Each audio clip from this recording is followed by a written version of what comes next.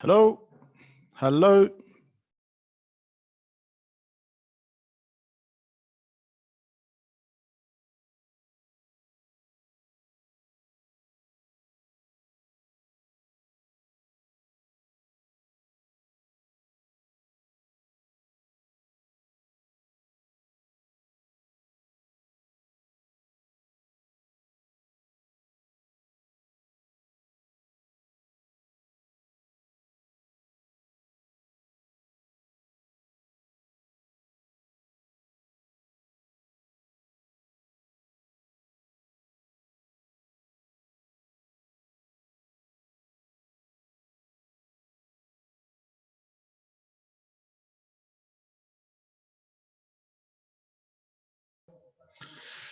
Good afternoon, traders. How are we doing today? Just drop me a message. Let me know you can hear me okay. You can see my screen. Everything's all good, and we will get started very, very shortly. Bit of a switch up today. I'm going to try and change the way we look at charts in comparison to some of the normal webinars we do. We've had quite a strange week this week, haven't we? Just drop me a message, guys. Let me know what you guys have been trading, what you're in, what you're seeing. Is anybody in anything at the moment? Just write me a couple of notes on how you felt this week's markets have been. Have they been fair to you? Have you made money? Have you found it difficult? Have you found it extremely choppy? Because I have. Just drop me a couple of minutes, guys. Just drop me your thoughts on this week and any positions you're currently in.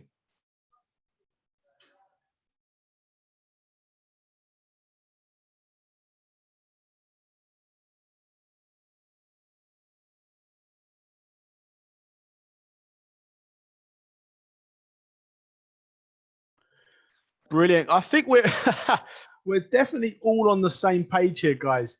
Very, very volatile. Poor structure. In fact, no structure, Russell. And I think you guys can see that as well. The way that we've adapted to some of the signals and the analysis that we've sent is simply momentum based, acting on the now, getting in, getting out, nice and quick, smash and grab process. There hasn't been too many technical opportunities, technical setup this week. To be honest, I've stayed out the markets quite. I've only placed 2 or 3 trades myself this week. But the kind of smash and grab approach is definitely how we need to adapt to these hectic conditions. Florian, well done, mate, on a 5 trade winning streak. Lost a bit of money, but having a 5 trade winning streak. So keep going, buddy. Harry, end of day Euro Swiss. Personally, I'm not looking to trade the end of day reversals. I'd rather try and catch a reversal pattern on that currency pair on some of the smaller time frames, just to get myself low risk, high risk to reward. If something does take off, we can make a few quid, but I'd rather have less pips at risk just so I can manage my open positions a lot better. But we can look through some of the charts. So I really want to kind of highlight today, because I know in the VIP group I mentioned a lot about using the higher time frame. Check the weeklies, check the dailies. And the reason why we do look at the higher time frames is, first of all, for hidden obstacles. Is anything blocking my potential take profit? Is anything in the way of me making money? Are there any moving averages that are perhaps 20, 15 pips ahead of where I'm actually trading to? So it limits the amount of money I can make. So I'm just going to break down some of the key charts and some key levels that I've identified.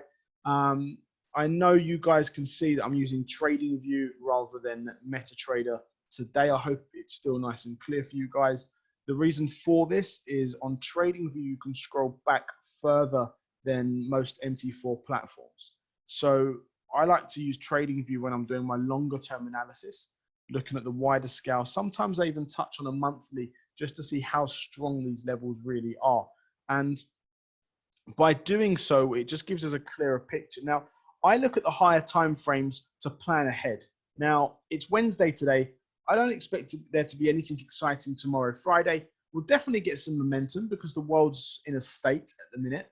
We'll definitely get a lot of short-term bursts of excitement because the news-related and social media related input that we're seeing at the moment. Just a quick one, guys. If you didn't watch my webinar 2 weeks ago, I believe it was, or even last week perhaps, when I went into a lot of detail about the coronavirus and how it can affect the market. If you haven't watched that already, please go back and watch it. There's a lot of useful and good content in there for you guys. And some of the stuff we discussed has actually played out quite well this week. So always go back and catch up, guys. But I just want to start with dollar index as always. So Andy, I can see you're new. Welcome, mate. What the dollar index is, the dollar index is a chart of the dollar against all major currencies. It's heavily weighted towards euro dollar, which is why dollar index and euro dollar act as a mirror image. The reason we use dollar index is to give us a basis of what the dollar or how the dollar is performing, where the sentiment is and where it may target. So looking at dollar index, just taking a quick glance at this, we can see long-term bullish support, right, is rejecting our counter trend line. So, or in fact, our trend line. So we're always going to bear that in mind. Now, I'm just going to take you out to a monthly chart now, just so I can kind of break down the context of what we're seeing. So this chart starts at 1986. And as you can see, it does look overall pretty range-based, but we're not going to trade this monthly chart. We're just using it for guidelines to look at support and so on, right? Now, where we're looking at the moment, we can see this bullish pattern's respected. Price looked like it was going to create a head and shoulders formation. We broke lows in here, come back to test trend line. And as you can see now, we're breaking through the 100 mark. Now, where do we target next? Because this is extremely bullish, and we've had some real crazy pullbacks on some of the smaller time frames. But can you see, taking a step back and looking at the wider scale, we're actually still nice and bullish, aren't we? From a monthly perspective, we're actually still looking pretty good. I mean, the size of this month's candle, as you can see here, is 858 pips. Now, it's taken quite a few. What we're seeing in here, it actually took sort of 7 or 8 months to act in a similar formation as what this month's course. So that shows you how nuts and how volatile the market really has been. So where do we target next? Well, we can see the high point of the previous swing is sitting at 104.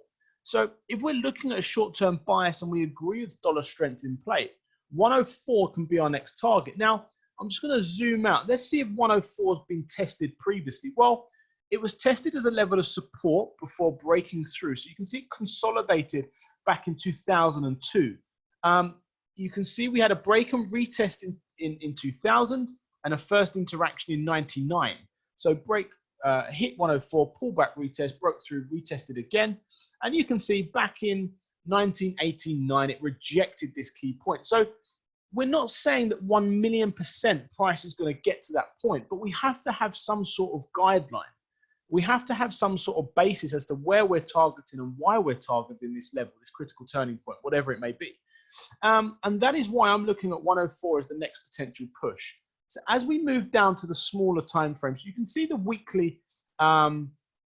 Yes, we started the week pretty bearish, but again, breaking through these highs of 100, next stop 104, we may expect to see a pullback, especially after how bullish the last 2 weeks have been. And the reason for that, guys, is where we had no safe haven buying across the market currently, a lot of investors were physically withdrawing their money in actual cash rather than putting their money into other alternatives or other derivatives. It was being pumped into cash, literally physical notes. So that's why we've seen such a demanding buying, because dollar was acting as the only safe haven over the last 2 weeks. So what I'll be looking at now, guys, is a formation that we're actually very familiar with, is a break and retest. So we can see we started to see this pattern here. We failed to get our higher low. Price come back, broke the pattern in here, right? We've had a strong formation of buying, created a new higher high. We're now in phase 2. So I see this personally as phase 2 coming into 100 and then phase 1 back up to 104. So you need to make the decision, guys, as traders, and more importantly, what your current trading lifestyle really is. Do you act on momentum positions selling in this short-term area here? Or do you act on the higher probability setups there? Because yes, we can make, let's call it 98 pips in here, but we can make over 400 in here. So this is where reward to risk comes in. This is when top quality or picking a higher probability setup works. So this is just where we need to put ourselves in the position and say, do I momentum sell in here or be patient and wait and buy in here? Or do I do both? Now, if we're to drop to even smaller time frames now, we can see momentum-based positions are in play because we know that this is just the daily phase 2 down to 100 and bounce back up. Now, we know this is phase 2 because look at the cyclicity. Now, when we're buying, can you see that when the weight of the market is trending, we've got pretty clean cycles. And obviously when we're trending, this is going with the flow, going with the market sentiment, buying with the trend, buying with the banks, the institutions. When we're in phase 2, yes, you've got cyclicity, but it's very messy and very choppy. So this is where we can make the decision that we have to identify a clean-cut opportunity in phase 2. And ideally, we want to be getting in at the start of phase 2 rather than the end of phase 2. But if we're looking at technical patterns now, you can see that you've got lower low, lower high, pull back, entry, back down we go. You've also had a second opportunity today in here, which was actually the 3 o'clock bar, I believe. And you would be 30 odd pips up with another 40 odd to go into the 200 moving average. So that's identifying the current direction and weight of market, and then using the smaller time frames to get yourself in and out with confidence. Does that make sense, guys? So that is what I'm personally looking for. So let's make the decision. Do we sell intraday in here and buying here? Let's not start buying too early because we still look like quite a bearish candlestick as we're currently seeing. Make sense, team?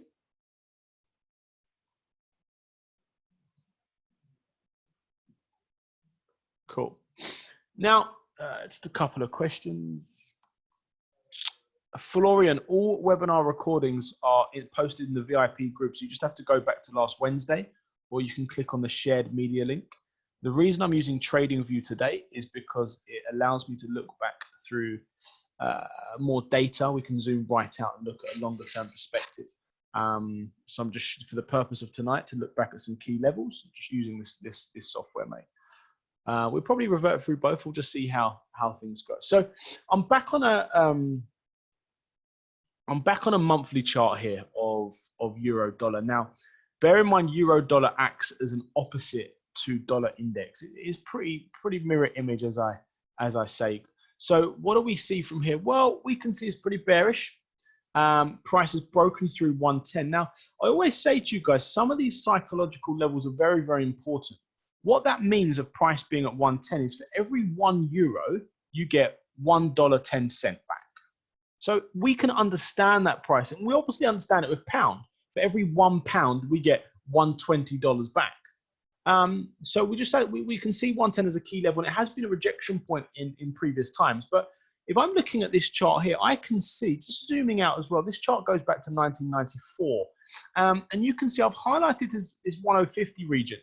And we rejected it back in 97. We had a bit of a breakthrough in 99, steamed through it in 2003, but then we're back testing it as support in more recent times. January 15, November 15, January 17. And we're looking at a position now where if the dollar does pull back and we do reach 104, dollar strength is going to help take this market lower. So euro dollar looking at a potential short-term short, you can see price meet 1050. So it doesn't look realistic, and it wouldn't look silly if price started to do this before breaking higher. And even if it does have a break higher, who knows, it might not come back to this bearish trend line that price seems to be respecting. And it's actually respected it since 2008. Look, this is the 2008 crash. Yeah, do you see where we are now, guys? We're just looking at patterns all all trading is understanding historical patterns that have worked previously and repeating those patterns. And that's exactly what we're seeing. Now, that here doesn't look like much room to make money, but you've got to remember this is a monthly chart. You're still looking at 839 pips, potentially more if it breaks through. So there's always going to be room for us to make money. So just bearing that in mind, guys, is that 1050 region could be the opportunity to short. Now, that doesn't mean that we won't get a pullback first. Just to show you the daily chart in here, obviously looking at the opposites of what we were seeing at dollar index, we may actually look at this kind of 110 region as our sell point, because just to zoom out in more recent times, we can see 110's acted as that level of support quite strongly. You've got your double bottom in here back in the last year, rejection here. So it could pull back and we see 110 short back down to that 1050 region. Now, seeing this again, guys, it wouldn't surprise us. This wouldn't be obscene at all. So now we have to make the decision to say, do we short-term buy for 140 odd pips to 110, potentially? Or do we be patient and wait for 500 pips back down to 1050? If we are intraday buying, we know where we've got our eventual target. So we need to say to ourselves, what's blocking our potential money-making opportunity? Well, you've got the 200 moving average in the way here. So I'm not going to trade for the sake of a few pips. But if I get a break above, pull back, retest, and maybe reject that 200 moving average, that may give me a nice intraday buy point into 110. So that's something to think about. Short-term buying, if we are a bullish euro, then that's the formations we want to see. Make sense? Obviously, that's the opposite anyway. So it's just the importance. I'm just trying to highlight the importance is when the markets are shit, when they're choppy, when we're not seeing anything textbook, and momentum-based positioning is the only formation that we're looking at trading, you have to spend time on the higher time frames, looking at the bigger charts, spending time actually finding where you may have a successful trade, finding where the next key level is, where the next reversal pattern is, where the next demand point is. So we can just highlight these regions and say, that's where I'm targeting next. If I am intraday buying because the momentum's there, at least I'm not just going wild. I have a kind of longer term picture, longer term target of where I believe price may get to. Cool. All right, guys, just take you back to pound now. Now, I have been highlighting pound quite a lot in my recent videos, just for the simple fact that we are so low on the chart. So low on the chart. I'm sure a lot of you guys can remember we was above 140, above 150, in fact. Amazing. And of course, back in 2008, we was trading at over 2. So for every £1, we get $2 back. I remember going to Florida back then, or around then. Crazy compared to where we're currently sitting at the moment. So you can see that this month we tested 114. For every £1, we get $114. The lowest on my charts since 1993. Now, I actually done a bit more investigating, and I can't remember the exact figure off the top of my head. But I did send it in the group. I think it was like 1953 was the last time price was that low. So what happens when something becomes cheap? When something's so low, buyers started to kick in. And we can start to see that from what we're seeing. So the funny thing is I do see a further push lower. Now 112, you may laugh, but 112 could be an eventual target for pound. I won't go into too much detail why, but this is the type of thing we look on the advanced course when we see the overall sentiment pricing from the institutions and what they're predicting, and 112's been mentioned quite a lot. So if we meet anywhere near 112, we have to now think about aggressively buying long. So let's say we are looking at that short-term push lower. You can see here that there's that 120 level holding up quite well. I'm actually quite surprised that we broke it so early, in fact. I didn't feel like we would break it this early, but we did. So, hey, I see this as a daily phase 2 now. So I want all of you guys to start thinking or looking, in fact, when we start to see some bearish price action in and around 120, I'd even be patient enough to wait for, because it may consolidate for a couple of days, wait for the 20 moving average to kick off, bearish price action, push that back down to 112. That will be an absolute fantastic daily setup short. But let's just keep an eye on it. Now, it may just piss around for a few days before it does anything. We may get a dip and form a double bottom, so it may hit 114, not 112. But I see one further push lower in the pound, especially with everything that's going on as well. Like you got to remember, we are not a weak economy, but we are very, very cheap at the minute. The price of pound is ridiculously low, and you got to remember what we're in. I mean, I was speaking to someone earlier that works in the bank. They've stopped lending. They've stopped mortgages. This is how this type of recession or a recession kicks in, because institutional banks actually run out of liquid cash. Obviously, they've got money wrapped up all over the place, but in terms of physical or like liquid cash, they start to dry up. That's when panic mode comes in. And I do genuinely believe we are falling into a very, very bad trap financially as an economy. Like we are on the brink of a heavy, heavy recession. And the problem is Boris and everybody else keep putting or giving people the opportunity of, sorry, let me reword that. Boris and the people are, or his team, are getting more government funding to pick up the mess that we're currently in.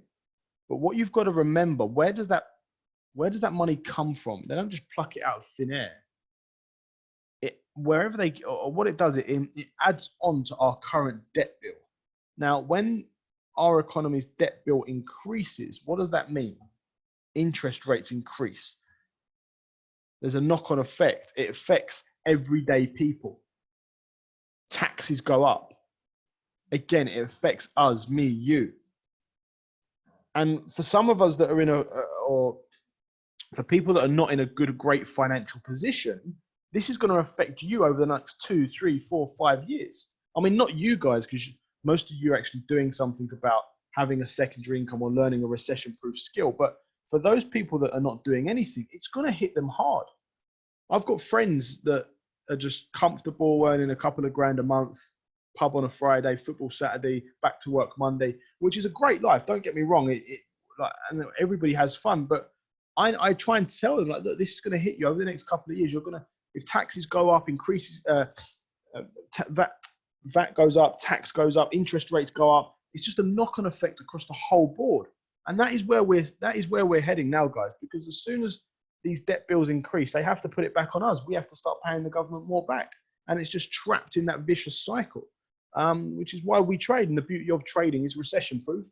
We can do it from wherever we want and why we want, essentially. So that's kind of more of a personal view of the pound, but I do see either a double bottom or back down to 112 at an extreme, and then a pushback higher. So just keep an eye. This is daily phase 2 in and around 120, and then we'll look for that selling opportunity in there, guys. Aussie's an interesting one again. It's 55 being the monthly low. We was last testing there back in 2002, 2003. So we can see now back at this 55 critical low, really.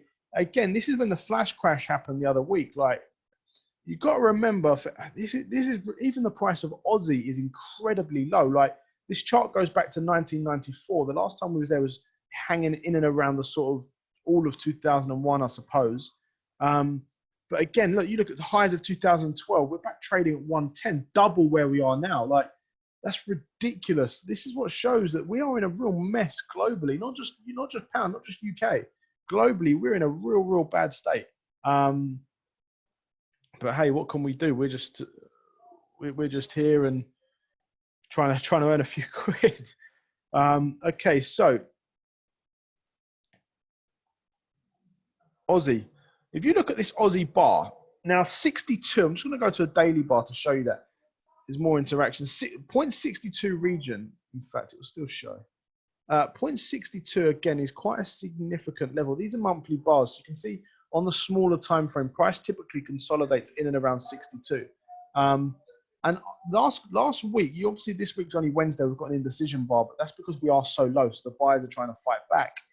62.55, you are talking a weekly range of 700 pips, which to be honest is quite significant, really. So what are we looking to do with Aussie? I actually do see a further push lower, to be honest.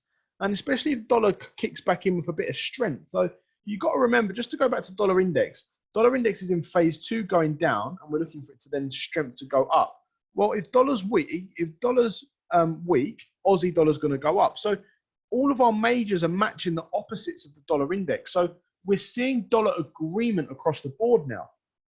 So phase 2 back into 62 region, opportunities to short back down to 55. Aussie's pretty simple. We'll see how price gets to when it's targeting the previous lows. Again, because we are so low, we may see a higher low formation and push, or we may even see a double bottom. That'll be nice, or 55 and then back up. So just keep an eye on that for daily opportunities. And although the market's pretty wild intraday, I do feel like taking a step back and looking at the higher time frames, we're just getting a bit more clarity as to what the majors are up to and what everything's doing. And for some of you new traders, remember that we don't need to look through all of the cross pairs. If we know that Aussie dollar's going up and pound dollar's going down, that means Aussie strength and pound weakness. So then we'd sell pound, buy the Aussie. So GBP AUD sell would be a trade that we'd look at. So this is why once we understand the overall direction of our daily charts, we know where our daily charts are going. Then we have the ability of saying, right, my daily's trending. I know where it's going. Everything looks pretty. I'll now use the smaller time frames to get in and to get out. Cool. Good stuff, guys. Kiwi, obviously, Kiwi's pretty similar. You've got the 60 region here. You look at Kiwi. Kiwi's an interesting one because you've even got these 0.5 as the next kind of stop. Because to be honest, this is, let me just move it up a little notch. This 0.50 region look, shows quite a distant support level. 2009 clean rejection, 1998 clean rejection, broke through, back up. So you've got minor support in here is rejections, but also strong support like we saw in 2009, and potentially back up again here. So it's definitely an interesting one, guys. So what do we look for? Well, if this does continue in an opportunity to short, phase 1 down, then we just need to look for a pullback. So this class, the current move here is daily phase 2 into the 0.60 and back down we go. Cool, makes sense, guys? Good stuff. Dollar CAD. Dollar CAD has been a real mad chart. CAD has been incredibly weak and not something that's not something I expected to be this weak for this long, shall we say. I got caught out on a couple of CAD charts a few weeks ago. Interestingly enough, it hit pretty much extremes. I mean, the last time we was trading this high was in 2003. So a hell of a long time ago. And you can see price come and pinpoint rejected the January 2016 high. So this is why it's always good to look at these charts, to look at the monthly chart, weekly chart, not to trade from. It's just when we have a when the markets are like this, we can recap. As I said, there's nothing really going on textbooks, and look at the bigger picture, what we're seeing, what looks great, what looks bad, cherry picks and so on. And you can see it's pretty clear that price rejected the exact same point there. This 147 region. So interesting. So what do I see from here? Reversal from this 47 region is pretty clean. We kind of missed the entry here. But you've got to remember, we're looking at dollar weakness, then dollar strength. So we may actually see a double top over the next couple of weeks and then back down. So just make a note, guys, if we do see that and a push higher, double top formation from 147, take the market back down lower. I'd be happy to see that, to be honest. We're just going to have to wait and see, really. Price cleaned. I mean, price didn't really break above this kind of 147. So it's obviously several selling pressure, a lot of sellers' pressures pumping the market back down. We've had quite a bearish day today. In fact, it's over a 280 pip move, 270 pip move lower. So interesting in terms of shorter time frame opportunities. There is still some short-term selling in play. Nothing much or nothing really looks great from this area. You can see when price was trending and bullish, we saw clean rejections from this 20 moving average. Nice, easy cyclicity. Now we're in phase 2 and the early changing point in trend. Nothing looks too pretty. 2050 cross, target 200. That went well. You can see we also had an hourly opportunity today, this morning. Lower low, lower high. Back to the 20 moving average. First seller's bar to close below the 20. And it was 125 pips into the 200 moving average. We're now heavily below that. So what's next if we are looking to intraday sell? Cyclicity. If we get a lower low, lower high off the 20 moving average, nice place to sell. We'll get in, we'll take that. Dollar Swiss, let's just go back to the bigger picture. If you look at dollar Swiss, right? Dollar Swiss has been in a real, I mean, I'm not a big fan or a big lover of Swiss, but that is quite an easy range to trade between because we've been in this position since 2011. So quite some time. And you can see 1030 a sell point, and you can see that kind of 0.920 is a buy point. So yes, it's easy to look back in hindsight, buy here, sell here, but now you know this range. So if we get back up here in dollars week, what are you going to do? You're going to sell it.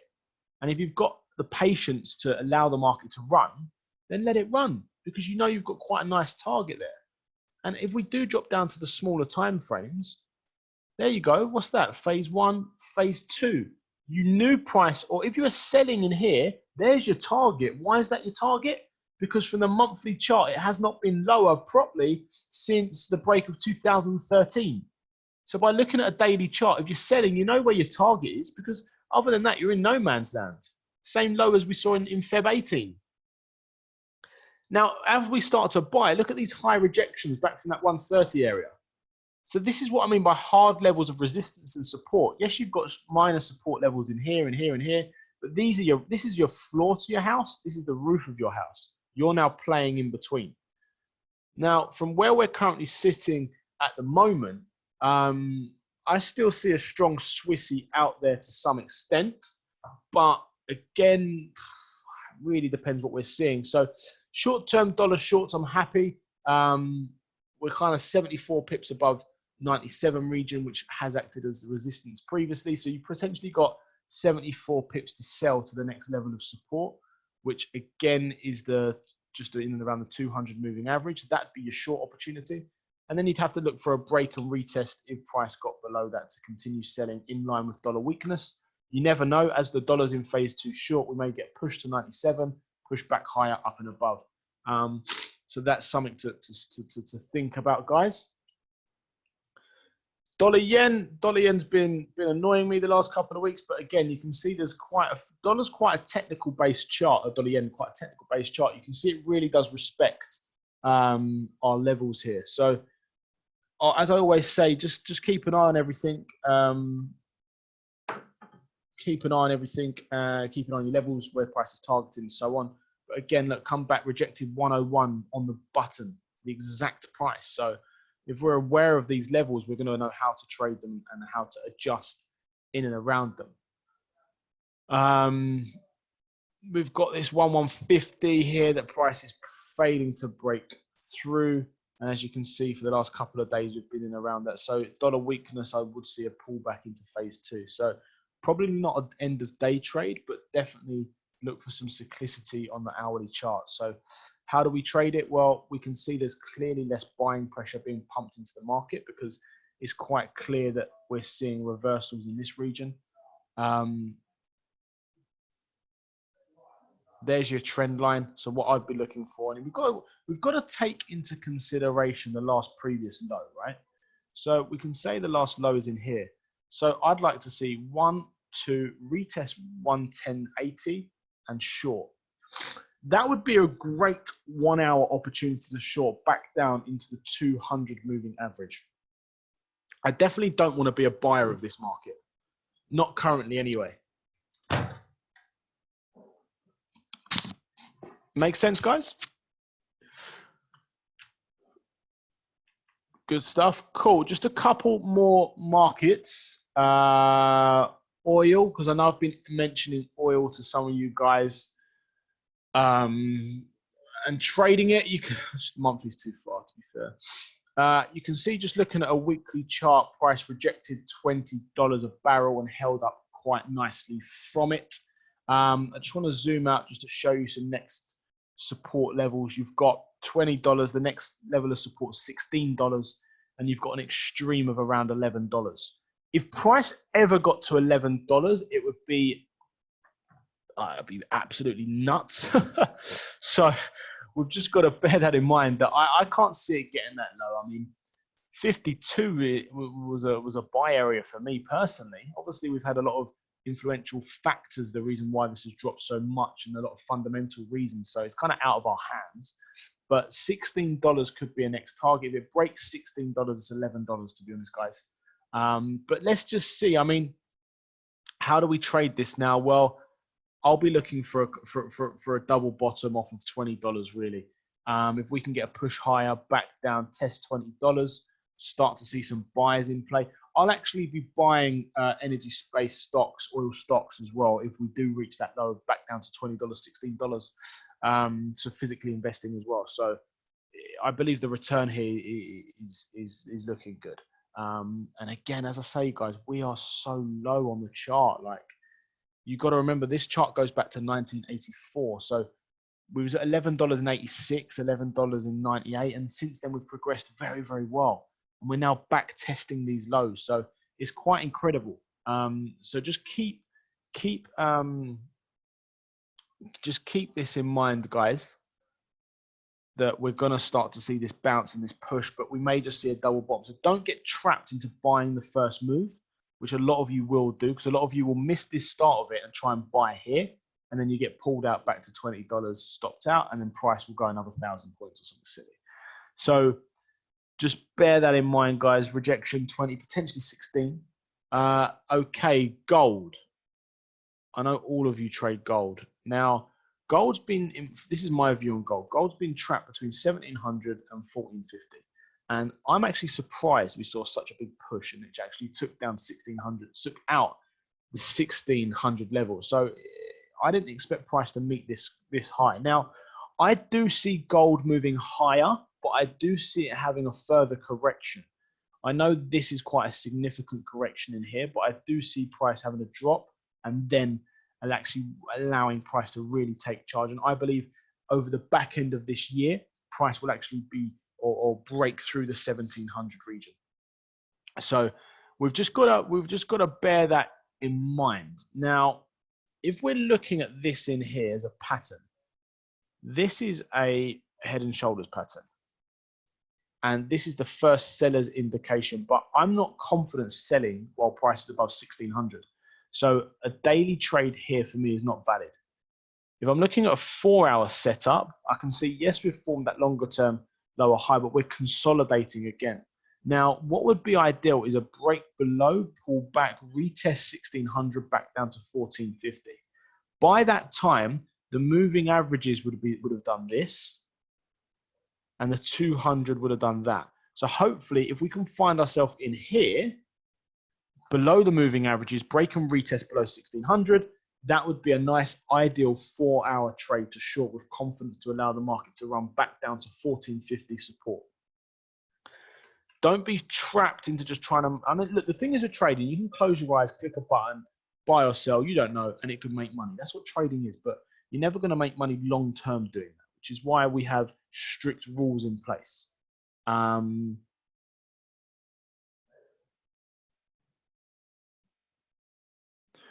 Yeah, which is why we've got strict rules in place. The higher probability textbook setups will come. Once you take your first or second textbook setup on a daily chart, allow it to run, you're going to say, wow, how easy was that? Maybe I'm going to slow down on my intraday going mad on a 1 hour time frame. Cool. Okay, guys. So we covered quite a lot in terms of the majors there. I hope that helps, just showing you the wider scale and the importance of using the higher time frames. I hope I didn't ramble on too much, but I will put the recording in the VIP group as soon as possible. We covered some good content tonight, so I just want you guys to keep up the good work now. I know a lot of you are doing really, really well. I mean, a lot of you made some a good few quid this week, so I'm pleased. It's really, really good to see. Any questions, guys? Cool, Florian, couple of questions, mate. Yeah, send them in private if you want, buddy. So, guys, I'll be in the office if you do have any private questions. But listen, have a great trading week. 2 trading webinars tomorrow. One is 8 a.m. till 10 a.m. One is 2 p.m. till 4 p.m. I'll be doing the 2 p.m. one, guys. But look, take care. Make sure all of you stay safe. I hope all of you are well during this crazy time. You've got to remember that none of us have ever been in lockdown previously, so it's all completely new to us, and it is reflecting on the markets. And again, none of us have traded while there's been a lockdown. So don't put pressure on yourself. Just be confident. You know where we are. Ask questions. We're here to help, guys. So have a fantastic day, and I hope to see you all very shortly.